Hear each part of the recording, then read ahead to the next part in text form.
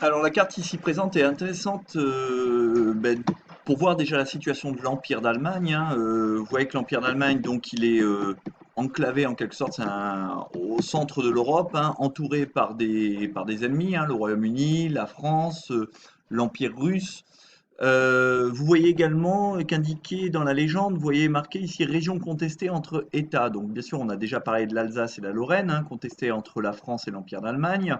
Mais vous voyez que l'empire qui est surtout concerné par ces problèmes de contestation interne, c'est l'empire d'Autriche-Hongrie qui est en fait une mosaïque de peuples, de religions, qui contient à la fois des chrétiens catholiques et des chrétiens protestants, des chrétiens orthodoxes, des musulmans, quelques juifs de façon sporadique aussi. Donc on voit qu'il y a des régions qui sont contestées, notamment entre l'empire d'Autriche-Hongrie et le royaume de Roumanie. Vous avez des régions ici qui sont contestées par le royaume de Serbie, vous avez des régions ici contestées entre l'Italie et l'Empire d'Autriche-Hongrie, ici aussi. Vous savez, ce sont les terres irrédentes, les dernières portions de l'Italie en quelque sorte, qui n'ont pas encore été unifiées. Donc je pense notamment au Trentin, on trouve également l'Istrie. Donc ces terres qui sont contestées entre Italiens et Autriche-Hongrie. Donc vous voyez, il y a de nombreux conflits également de nationalité entre pays européens. Alors l'éclatement du conflit va prendre aussi sa source dans l'existence de deux systèmes d'alliances qui vont donc contribuer à entraîner l'Europe dans la guerre, puis le monde. Alors ces deux systèmes d'alliances, ils sont très apparents sur cette carte, hein. Vous les avez d'un côté, vous avez la triple entente en bleu qui comprend le Royaume-Uni, la France et l'Empire russe. Alors, ce qu'il faut savoir, c'est qu'après la défaite de la France en 1870 contre la Prusse, future Allemagne, la France se retrouve isolée diplomatiquement. C'est-à-dire que, grosso modo, la France, qui est une république dans une Europe qui est encore largement dominée par des empires, hein, vous pouvez voir, hein, ou des monarchies, le royaume d'Espagne, le royaume du Royaume-Uni, l'empire d'Allemagne, l'empire d'Autriche-Hongrie, l'empire ottoman, le royaume d'Italie, le royaume d'Albanie. Donc la France, qui a un régime quand même particulier, une république, se retrouve sans alliés d'envergure.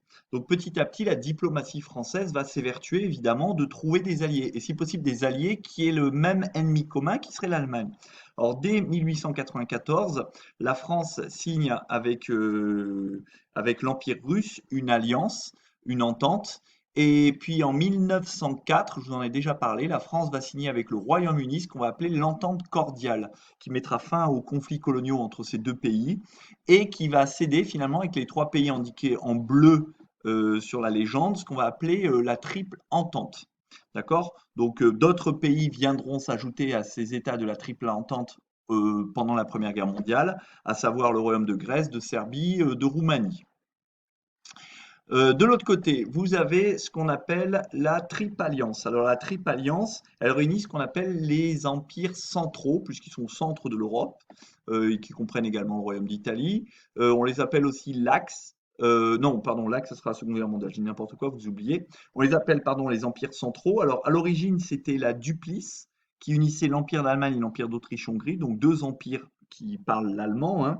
Et cette duplice avait été signée, cette entente entre ces deux empires avait été signée en 1879 et viendra se rajouter l'Italie pour former ce qu'on va appeler la triplice ou triple alliance. Donc deux systèmes d'alliance. D'une part, en bleu, les démocraties, non d'ailleurs ce ne sont pas du tout des démocraties, je pense notamment à l'Empire russe, mais en tout cas, vous avez la triple entente entre le Royaume-Uni, la France et l'Empire russe. Et de l'autre côté, vous avez la triple alliance entre l'Empire d'Allemagne, l'Empire d'Autriche-Hongrie, le Royaume d'Italie. Le Royaume d'Italie, en fait, quand il y aura le déclenchement de la Première Guerre mondiale, va rester neutre. Et puis en 1915, suite à des promesses que vont lui faire le Royaume-Uni et la France, notamment de pouvoir récupérer les petits territoires ici sur l'Autriche-Hongrie, eh bien l'Italie va trahir son alliance et se mettre du côté du Royaume-Uni, de la France et de l'Empire russe. Alors, parmi les alliés de la Triple Entente, donc de la France, du Royaume-Uni et de l'Empire russe, vous avez ce petit royaume de Serbie, un royaume qui est émergent, je vous dis, qui auparavant appartenait à l'Empire ottoman. L'Empire ottoman qu'on surnomme à l'époque l'homme malade de l'Europe, parce que, en fait, l'Empire ottoman, à son apogée, était aux portes de la capitale de l'Autriche, Vienne, c'est-à-dire que toute cette partie de l'Europe était ottomane. Et puis, au fur et à mesure du 19e siècle, hein, après un certain nombre de conflits. Rappelez-vous la Grèce qui avait obtenu son indépendance en 1830, Puis plus récemment, à la fin du XIXe siècle, au début du XXe siècle, un certain nombre de pays des Balkans ont obtenu leur indépendance, donc la Roumanie, la Bulgarie, le Royaume de Serbie, de Grèce, d'Albanie. Et cette Serbie nouvellement constituée va avoir des revendications, notamment ici, dans l'Empire d'Autriche-Hongrie, vivent d'autres Slaves, hein, notamment en Bosnie. Et les Serbes aimeraient bien unir tous les Slaves autour de leur royaume de Serbie nouvellement créé. Or, la Serbie a signé des accords avec l'Empire russe, des accords notamment défensifs, c'est-à-dire que si la Serbie se fait attaquer, eh bien l'Empire russe doit venir à son secours. Et on va se retrouver exactement dans cette situation suite à un événement dont vous avez tous entendu parler quand vous étiez au collège.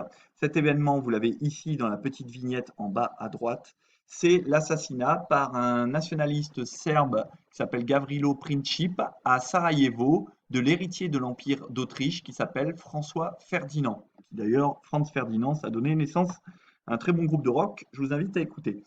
Eh bien, donc François Ferdinand, l'héritier qui était en tournée d'inspection des troupes autrichiennes à Sarajevo, donc ici sur la carte, se fait assassiner le 28 juin.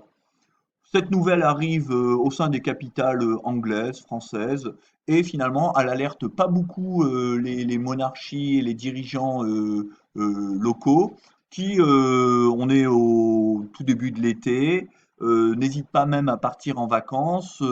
Ce n'est qu'un assassinat de plus dans une région extrêmement agitée, hein. Je vous ai dit, hein, on parlait de poudrière, donc il y avait sans cesse des complots, des assassinats, des meurtres. Et donc l'assassinat de l'héritier d'Autriche ne suscite pas d'inquiétude particulière des capitales européennes. Sauf que l'Empire d'Autriche-Hongrie en a un peu marre de ce petit État serbe qui lui fait un peu des misères et qui n'arrête pas de revendiquer un certain nombre de choses, notamment pour les Serbes et pour les Slaves qui composent l'Empire d'Autriche-Hongrie. Donc l'Empire d'Autriche-Hongrie veut profiter de cet assassinat pour en quelque sorte soumettre la Serbie et va donner un ultimatum au gouvernement serbe, lui ordonnant la mise en place d'une commission d'enquête qui serait dirigée uniquement par des policiers autrichiens qui iraient enquêter au sein même de la Serbie parce que les premiers éléments de l'enquête montrent que l'assassin, Gavrilo Princip, a été, entre guillemets, alimenté, fourni en armes, en explosifs, etc., lui et ses complices, par, a priori, des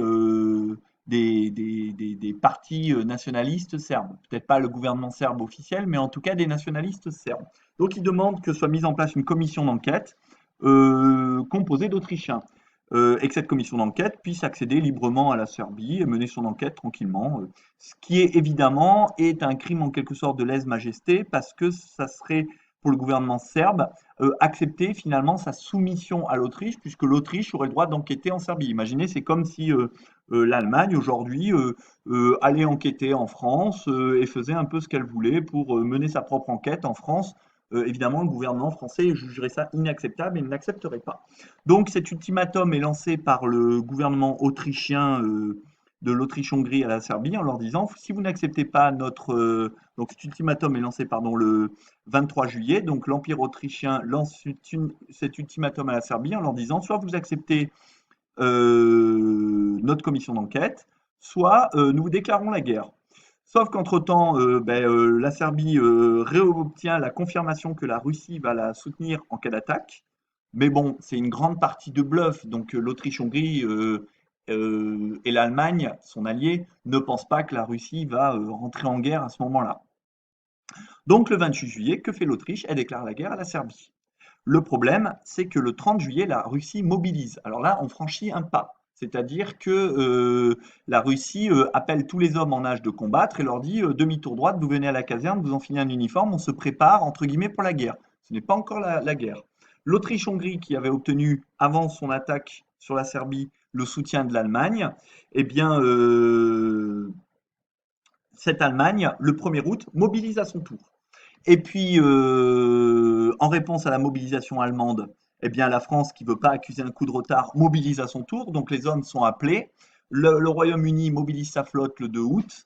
Et le 3 août, finalement, eh bien, les Allemands vont attaquer de façon extrêmement brutale avec ce qu'on appelle le plan Schlieffen.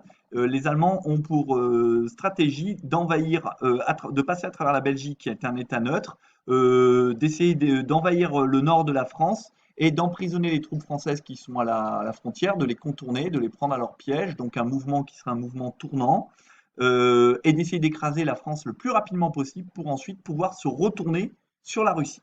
Donc voilà l'objectif de l'Allemagne, le plan Schlieffen. Donc le 3 août, l'Allemagne envahit la France. Immédiatement, la France déclare la guerre à l'Allemagne. Et le 4 août, dès le lendemain, c'est l'entrée en guerre du Royaume-Uni après la violation de la neutralité belge. C'est-à-dire que comme la Belgique était neutre, l'Angleterre avait dit aux Allemands, si jamais vous envahissez la Belgique, on vous déclare la guerre. Les Allemands envahissent la Belgique. Du coup, eh bien, les Anglais mobilisent à leur tour. Ce qui fait que on est passé d'une situation le 28 juin d'un petit événement qui n'inquiétait personne a priori dans les grandes capitales européennes à peine une trentaine de jours plus tard, eh bien, on a eu la mobilisation de la Russie, de la Serbie, de l'Autriche-Hongrie, de la France, de l'Angleterre. Nous sommes donc rentrés officiellement dans la Première Guerre mondiale.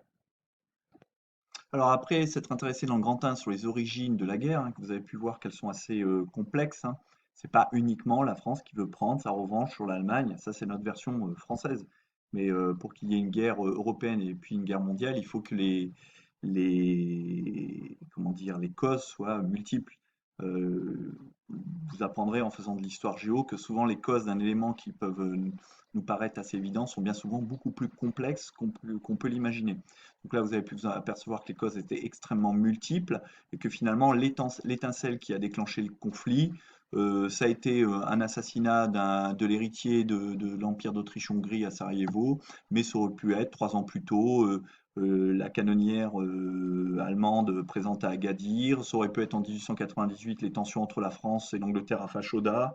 Bref, il y a eu de nombreux moments où un conflit aurait pu exister, notamment par le biais des alliances. Donc maintenant que ce conflit a éclaté, que les différentes grandes puissances européennes sont rentrées en action, il est important de voir dans un grand 2 rapidement les grandes étapes du conflit. Alors ce conflit, pour le résumer, il va y avoir 3 étapes principales. Tout d'abord, ce qu'on va appeler une guerre de mouvement, c'est-à-dire que les troupes vont être en mouvement et vont donc avancer de dizaines de kilomètres par jour ou reculer de dizaines de kilomètres par jour. Cette étape de guerre de mouvement va durer grosso modo 1 mois et demi à peu près. Non, je dis n'importe quoi, j'exagère un peu. Allez, de août 1914 jusqu'à décembre 1914, janvier 1915 maximum. Donc là, c'est ce qu'on va appeler la guerre de mouvement. Puis ensuite, ben, il n'y aura plus de mouvement, les troupes vont s'enfoncer dans les tranchées, c'est ce que vous connaissez, Verdun, la guerre de tranchées, vous aviez vu ça en troisième au collège, c'est ce qu'on appelle la guerre de position ou guerre de tranchées, qui dure grosso modo jusque à allez, mars 1918, février-mars, et à partir de février-mars 1918, c'est de nouveau une période de guerre de mouvement, c'est-à-dire qu'à ce moment-là, eh bien, le front va être enfin percé, on va sortir de cette guerre de position, de cette guerre de tranchées, pour entrer de nouveau dans une guerre de mouvement où les troupes françaises, anglaises à l'ouest ou russes à l'est vont... non, pardon, je dis des bêtises, puisque la Russie s'est retirée du conflit en 1917, du moins en début 1900, fin 1917. Les troupes donc anglaises et françaises à l'ouest, renforcées par les troupes américaines, vont enfoncer le front allemand et donc les troupes allemandes vont reculer. On va rentrer de nouveau dans une guerre de mouvement qui va nous mener jusqu'à l'armistice du 11 novembre 1918. Donc 1914, ça va être déjà l'échec de la guerre de mouvement. Cette guerre de mouvement qui avait été initiée par les Allemands avec le plan Schlieffen, donc du nom du stratège allemand qui avait mis en place ce plan, parce que les stratèges militaires de chaque grande puissance élaboraient des plans pour se préparer à un conflit. La France également avait son plan, alors c'était le plan 15, si mes souvenirs sont bons, mais c'était plus ou moins une stratégie aussi de la France de laisser envahir son territoire parce que ça mettait l'Allemagne dans la position de l'agresseur. Puisque l'Allemagne rentre dans le territoire français, nous sommes agressés par l'armée allemande. Donc finalement, nous faisons un combat légitime. Nous défendons notre territoire face à l'agresseur allemand. Donc, cette guerre de mouvement, elle est illustrée par cette carte qui montre quelques points, quelques grandes étapes de la guerre de mouvement. On va s'intéresser notamment à 2 batailles, la bataille de Tannenberg qui oppose la France à la Russie en 1914 et la bataille de la Marne qui oppose les troupes allemandes aux troupes françaises en septembre 1914.